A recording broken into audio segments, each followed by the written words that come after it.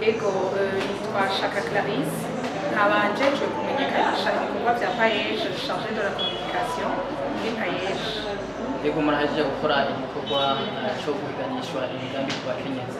Ega kubera iki mwatunganyije kuganishwa imigambi ku bakenyezi gusa mutashizemo n'abagabo?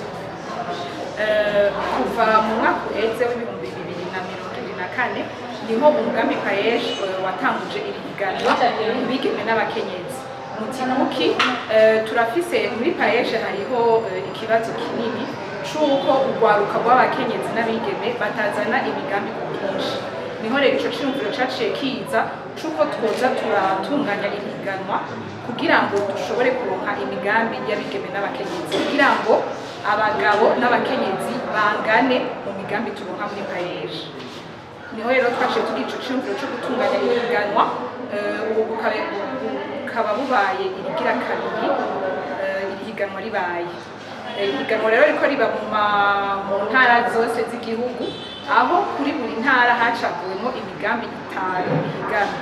Kuvuga ko byose hamwe turafise imigambi 90 yahiganwe mu gihugu cose. Ego mbega kubahiganwa paeje yama ihimiriza urwaruka nuko d'abord ko bamenya ko umutahe wa paeje singabire tubahaye, umutahe utegerezwa gusubizwa. Nkaba mboneyeho n'akaryo ko kubisubiramo no kubibutsa kubo baba bagiye batabizi, singabire baronse umutahe wa paeje utegerezwa gusubizwa.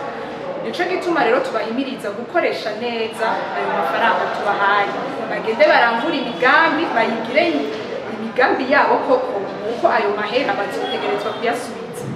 Tubahimiriza rero kuja kwitwara neza, barangura imigambi neza, babe responsable kugira ngo bazoshobore gusubiza iyo mitahe tubahaye, bashobore kandi no kwiteza imbere. Hanyuma ikindi nagira ngire ko mvuga nuko irihiganwa dutegura kubigeme